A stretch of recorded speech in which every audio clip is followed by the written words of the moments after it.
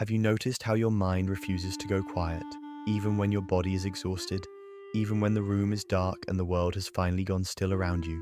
You lie there replaying a sentence you said hours ago, rewriting it a dozen different ways, imagining how it might land tomorrow, next week, 10 years from now, as if your thoughts are trying to outrun time itself. You don't call it anxiety, you call it thinking, you call it being careful, you call it being prepared. But somewhere between the future you imagine and the past you dissect, the present slips quietly through your fingers.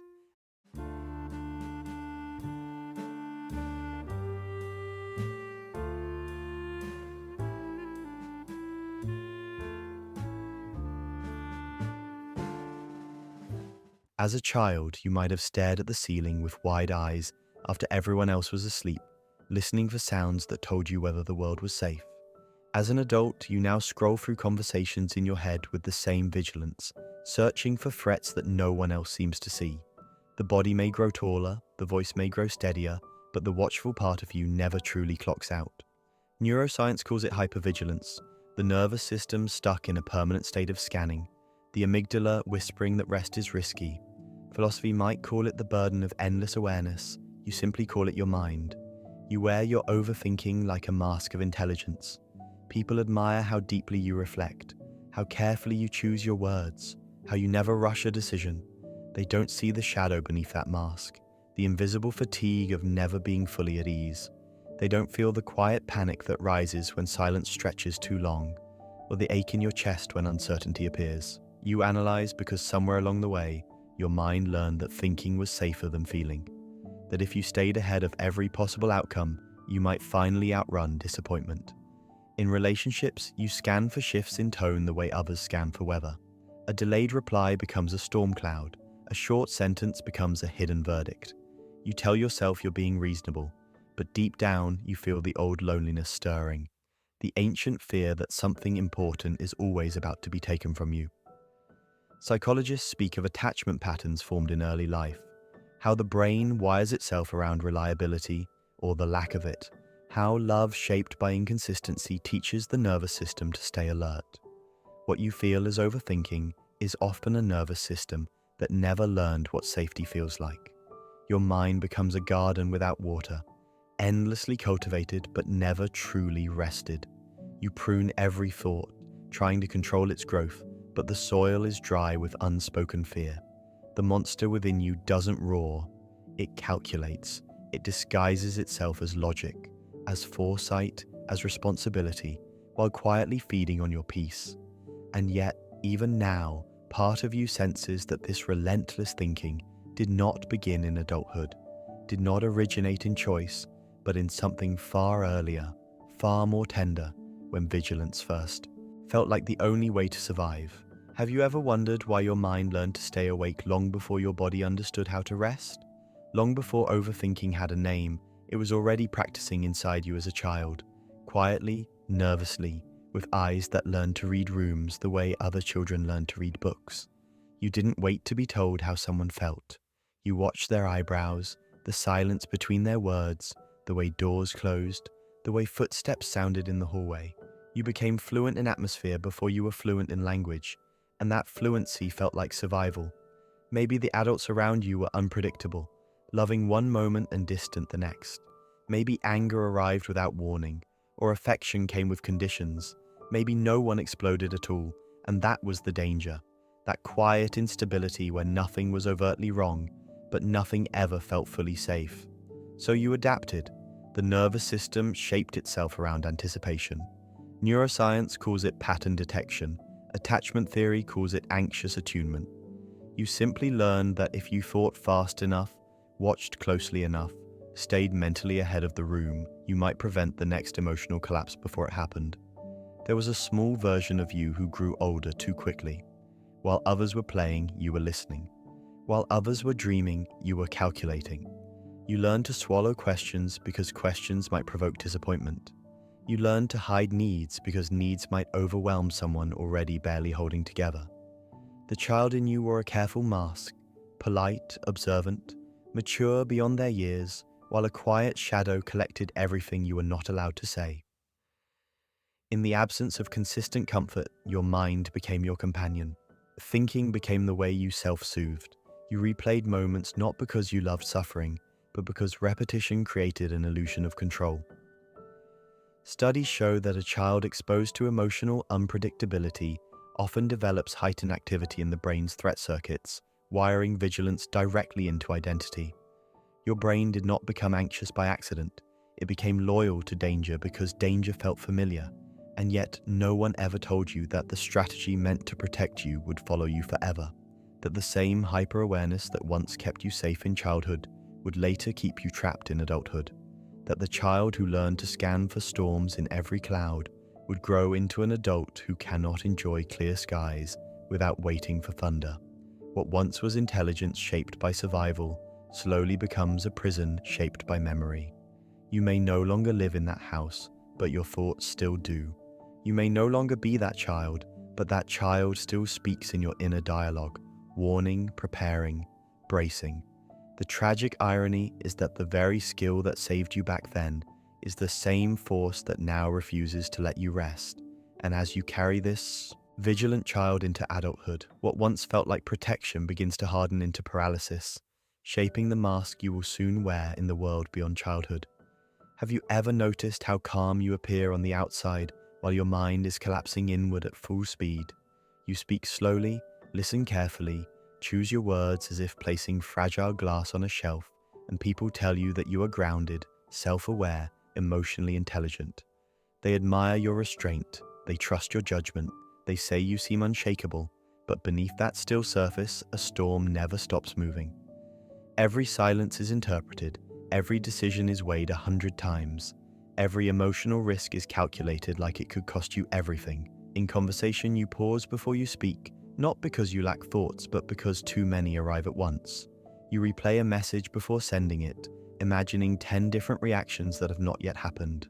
In relationships, you read between lines that may not even exist, searching for danger in harmless words, scanning for shifts in tone, like an animal listening for movement in tall grass. Your face remains composed, your posture relaxed, your life seemingly under control, while inside the monster of analysis never sleeps.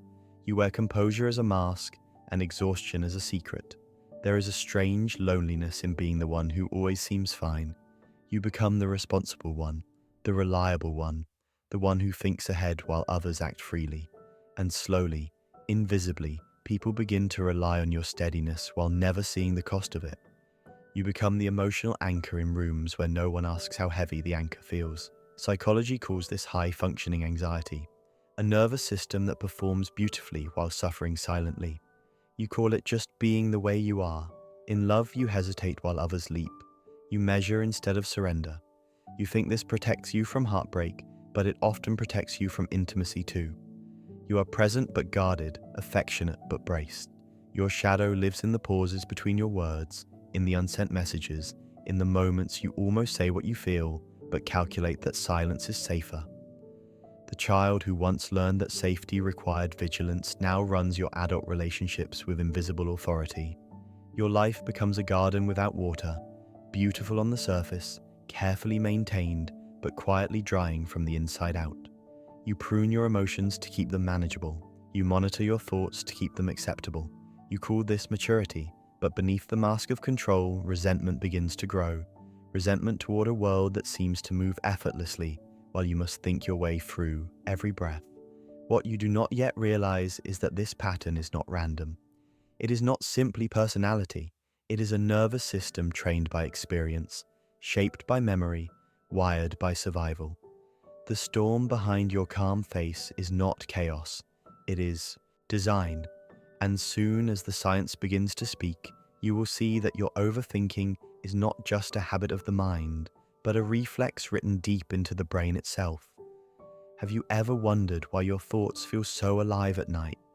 Why the mind sharpens exactly when the world grows quiet, as if silence itself were a threat? Beneath the poetry of your inner dialogue, something ancient is at work. Your brain is not searching for truth in those loops of thought. It is searching for certainty. Neuroscience teaches that when uncertainty appears, the amygdala, the brain's alarm system, begins to fire as if danger were present, even when no physical threat exists. Your body reacts to unanswered questions the same way it once reacted to loud voices, slammed doors, or emotional distance. To the nervous system, uncertainty feels like a cliff with no edge in sight. As a child, you learned that unpredictability could hurt, so your brain adapted by building a pattern recognition engine that never sleeps. Studies show that trauma heightens sensitivity to subtle cues, teaching the brain to scan relentlessly for shifts in tone, silence, absence, or emotional withdrawal. That scanning becomes automatic. The default mode network lights up, replaying memories, simulating futures, testing possibilities in an endless mental rehearsal. It feels like thinking, but it is really a form of emotional bracing. You are not imagining danger for pleasure. You are trying to prevent it through preparation. There is a cruel trick hidden inside this system. Each time you analyze a situation and feel even a momentary sense of control, the brain releases a small drop of relief. Dopamine does not only reward joy, it rewards prediction. You feel briefly calmer because the mind believes it has done its job, and so the cycle tightens. Thought leads to relief. Relief teaches the brain that thinking is safety. Over time, overthinking becomes a habit etched into the nervous system, not because it feels good, but because it feels necessary. You begin to confuse vigilance with intelligence. You call your anxiety insight. You mistake the monster within for a guide, but every guide that is built from fear eventually leads you back to fear. The mask of rationality hides the trembling machinery beneath it, a brain endlessly trying to outthink pain before it arrives. Attachment theory echoes this truth. When emotional safety was inconsistent, the mind learned to stay alert rather than to trust. Your shadow was not born from weakness, it was born from adaptation. And yet, every survival system has a cost. The same circuits that once protected you from emotional harm now flood your body with tension, even in peaceful moments. You may sit beside someone who loves you, yet your heart races as if abandonment were already on its way. You may stand at the edge of a beautiful future, yet your chest tightens with imagined outcomes that have not happened. Your mind keeps watering danger while the garden of peace goes dry. Understanding this does not mean condemning yourself. It means finally seeing that your overthinking is not a flaw of character, but a reflex shaped by memory and biology. And like every reflex, it begins as protection. But in the quiet evolution of the nervous system, every protective force eventually grows a shadow that turns inward. Have you ever felt how your own thoughts can turn against you? How the same mind that once promised safety now circles you like a silent hunter in the dark? At first, overthinking feels like protection, like armor made of intelligence and foresight. But slowly, almost imperceptibly, the armor tightens. What once guarded your heart begins to interrogate it. You question every feeling, doubt every instinct, second-guess every desire, until the simple act of choosing becomes a burden heavier than regret. The monster within does not arrive with claws and fire. It arrives sounding reasonable. You replay conversations not to understand them, but to accuse yourself inside them. You revisit your failures not to learn, but to punish. The shadow grows in the quiet moments when you lie awake, convincing yourself that if you think long enough, hard enough, you will outrun pain. But the mind that never sleeps eventually devours its own energy. Decision paralysis sets in like a fog. You stand at crossroads of small everyday choices. What to say, who to trust, when to leave, when to stay, and feel frozen, terrified that one wrong step will confirm every fear you carry about yourself. There is a special kind of loneliness that comes from being trapped inside constant analysis. You may be surrounded by people and still feel unbearably alone because your attention is never fully with them. It is always half lost in hypothetical futures and rewritten pasts. Emotional numbness creeps in not because you feel nothing, but because feeling too much has become exhausting. Neuroscience shows that chronic stress can dull emotional responsiveness over time, like a nerve overstimulated into silence. The guard becomes the prison, the mask becomes the cage. You begin to sabotage what you secretly want most. Love feels dangerous because it cannot be controlled. Opportunity feels risky because it cannot be predicted. So you hesitate until chances dissolve on their own, allowing you to tell yourself that nothing was truly lost. Resentment quietly takes root. Resentment toward people who move freely, who decide without dismantling themselves in thought, who live without needing to analyze every breath. And then, just as quietly, resentment turns inward. Overthinking does not shout at you. It does not force you to run. It whispers. It says you are being careful. It says you are being wise. It says this is just how you are. But beneath its logic is fear disguised as strategy, a predator wearing the face of a protector. And the tragedy is that most people never realize they are being hunted by their own mind until they are already exhausted from running. Yet the shadow does not live in isolation. It does not grow in darkness alone. It is fed, rewarded, even admired by the world outside. And the question that begins to rise now is no longer only about you, but about the society that quietly applauds the very vigilance that is slowly tearing you apart. Have you ever noticed how the world rewards the very restless minds that cannot find peace? How it applauds the person who never stops thinking, as if exhaustion were evidence of worth? From the moment you learned to perform, to achieve, to stay ahead, your vigilance was praised. You were called responsible when you worried early, ambitious when you couldn't rest, wise when you doubted yourself enough to triple-check every step. Slowly, without ever being asked, you learned that tension looked like virtue and anxiety looked like effort. The world didn't create your overthinking, but it gave it permission to grow. As a teenager, you learned to compare your inner life to everyone else's curated surface. You watched others succeed with reckless ease, while you calculated every possible failure in advance. As an adult, you scroll past 1,000 achievements before breakfast, each one whispering that you should be doing more, becoming faster, thinking harder. Social comparison doesn't just shape desire, it reshapes the nervous system. Studies show that constant digital stimulation heightens threat perception and self-monitoring, keeping the brain locked in appraisal mode. You begin to live as if life itself were a performance under invisible judgment. In relationships, the same logic seeps in. You don't simply feel love anymore, you analyze it. You don't argue, you dissect tone, timing, wording, meaning. Romance becomes a puzzle to be solved rather than a mystery to be lived. If distance appears, you blame your own insufficiency before considering chance, circumstance, or the limits of control. You call this emotional intelligence. The world nods in agreement. No one sees the shadow growing behind your self-awareness. At work, your overthinking becomes a currency. You anticipate problems before they arrive. You plan for disasters that never happen. You stay sharp while others rest, and soon rest begins to feel like laziness. Hustle culture wraps your anxiety in language that sounds heroic. Burnout becomes a badge. Sleeplessness becomes discipline. Control becomes character. And so you keep watering productivity while the garden of your inner life grows dry beneath the surface. The tragedy is that the world praises your ability to stay underwater. You are admired for your depth while no one asks how long you can breathe there. You are labeled thoughtful while your chest tightens from carrying everyone's expectations along with your own. Philosophy once warned that a society obsessed with constant becoming forgets how to simply be. But warnings don't trend.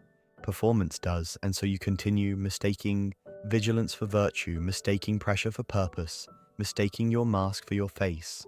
You do not realize that the same culture that rewards your overthinking is also quietly eroding your capacity to feel safe, to feel whole, to feel at home inside your own mind.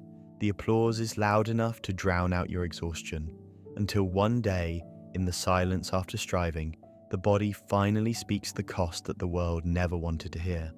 Have you ever noticed how exhaustion can exist even on the days when nothing visibly goes wrong? How you can feel tired without having moved, drained without having struggled? This is the quiet cost of a mind that never truly rests. At night, when the world finally loosens its grip, your body longs for sleep, but your thoughts tighten instead. You lie awake replaying faces, words, silences, futures that haven't happened, and pasts that refuse to stay buried. Insomnia becomes a companion, not because you want to stay awake, but because your nervous system has forgotten what safety feels like in stillness. In relationships, you may sit beside someone who cares for you and yet feel completely alone. You listen carefully, maybe too carefully, searching for what is not being said. You become an expert at emotional weather, sensing distance before it fully arrives, bracing for impact even during moments of warmth. Attraction often pulls you toward those who feel just out of reach, because uncertainty feels familiar, because love that must be analyzed feels more honest than love that comes easily. Attachment theory calls this a dance learned in childhood, but to you it feels like fate repeating itself in different faces. There are messages you type and erase, feelings you feel and swallow, fears you carry without ever placing them in someone else's hands. You fear burdening others with your inner storms, so you become the listener, the supporter, the one who seems strong, and slowly, invisibly, you disappear behind your role. The mask grows heavier, the shadow grows lonelier. Neuroscience shows that chronic self-monitoring heightens stress hormones and dulls emotional regulation over time, which is why you may feel strangely numb on the days you should feel alive. Burnout doesn't always arrive with collapse. Sometimes it arrives with quiet emptiness. You begin to doubt yourself at the deepest levels. Every mistake becomes evidence. Every hesitation becomes proof. You compare your inner chaos to the polished lives you see around you and wonder why existing feels heavier for you than it seems to for everyone else. Resentment flickers, not as anger toward others, but as a quiet bitterness toward yourself for never being able to relax into your own skin. Loneliness does not come from being alone. It comes from never feeling at ease even when you are not. Your inner world becomes a crowded room where no one ever truly rests. Thoughts speak over feelings. Fear interrupts hope. The monster within no longer needs to chase you. You carry it everywhere you go. And yet, beneath the fatigue, beneath the doubt, beneath the long nights and guarded love, there is a softer truth waiting to be acknowledged. You do not need more discipline. You do not need more control. Many overthinkers don't need motivation at all. They need permission. Permission to feel safe without predicting, to breathe without bracing, to rest without scanning. And that permission, once felt, becomes the first quiet doorway towards something like healing. Have you ever noticed how the mind tightens its grip exactly when you try to force it to let go? How telling yourself to just stop thinking only makes the thoughts louder, sharper, more desperate to be heard. Healing does not begin with silencing the mind. It begins with changing how you meet it. The fearful mind is not a villain. It is a loyal guard that learned its job too well. It does not need punishment. It needs a new assignment. Imagine a child standing at the edge of a dark room, convinced that danger lives in the shadows. You could drag them inside and demand courage, but their body would still shake. Or you could sit beside them, slow your breathing, and let your calm become proof. Your nervous system learns the same way. Safety is not a thought you install. It is a rhythm you practice. When you slow your breath, soften your shoulders, allow moments of stillness without scanning, you send a message deeper than logic. The threat has passed, even if the memory of it remains. You may begin to notice how much of your identity has fused with vigilance. You call yourself cautious when you are afraid. You call yourself disciplined when you are tense. You call yourself thoughtful when you are exhausted. Untangling who you are from what you learn to do is one of the most radical acts of inner freedom. Attachment theory suggests that the nervous system can relearn safety through consistent emotional experiences, through boundaries that protect instead of isolate, through relationships that do not require constant proving. You are not unlearning yourself, you are meeting the part of you that was buried beneath the mask. There will be moments when uncertainty rises like a wave in your chest and your mind rushes forward to control it. This is not failure, this is the old guard checking its post. Instead of pushing it away, you can thank it for trying to protect you and gently return your attention to the present. Over time, the brain rewires not through force, but through repetition that is kind. Studies in neuroplasticity show that what you repeatedly practice becomes what your nervous system trusts. Safety becomes familiar only after it has been allowed to arrive again and again. You may grieve the years spent bracing instead of living. You may feel anger toward what you lost while you were busy preparing for what never came.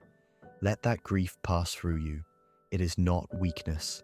It is a sign that your inner world is beginning to thaw. The garden that lived so long without water does not bloom overnight, but the soil remembers. Healing does not mean you will never think deeply again. It means your thoughts no longer stalk you like predators in the dark. They walk beside you instead. And as the fearful guard slowly learns that the night is no longer dangerous, another question begins to rise, softer and more mysterious than any before. What kind of life becomes possible when peace is no longer something you have to earn? Have you ever mistaken silence for emptiness, peace for boredom, stillness for danger? For so long, your mind has equated movement with safety, noise with control, thinking with survival. And now, when quiet finally approaches, it feels unfamiliar, almost suspicious, like a room with no furniture where your thoughts don't know where to sit. You listen for the old alarms, the familiar tension in your chest, the vigilance that once defined you. And when it doesn't arrive, something softer takes its place. Not relief exactly, but a strange, trembling trust.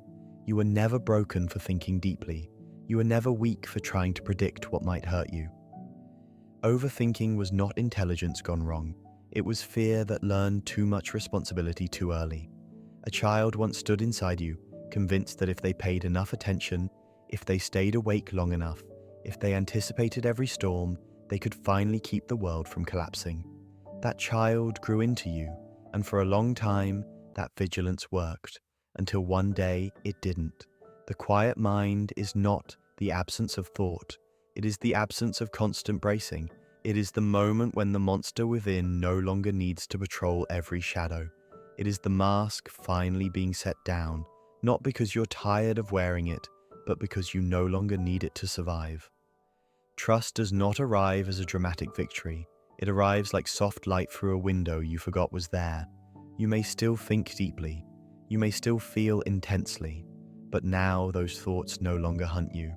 They pass through you like weather instead of chains. The garden that once grew under drought begins to remember what rain feels like, and you begin to remember what it feels like to exist without constantly rehearsing your own loss. There will be moments when the old fear whispers again, when uncertainty knocks and your body instinctively tightens. That does not mean you failed. It means you are human. It means the nervous system is learning a new language, a slower one, a kinder one. A language that does not demand prediction in exchange for rest. At the end of all this understanding, there is no grand command waiting for you, no final technique, only a permission that unfolds quietly in the chest, the permission to be present without bracing, the permission to feel without calculating, the permission to live without rehearsing every ending in advance. You were never meant to predict everything. You were never meant to carry the weight of every possible future on your back. You are meant to stand inside the one moment that actually exists, to breathe where you are, to trust what arrives, and in that trust, not emptiness, but something far more rare begins to grow. A quiet mind that finally knows it is safe to be alive.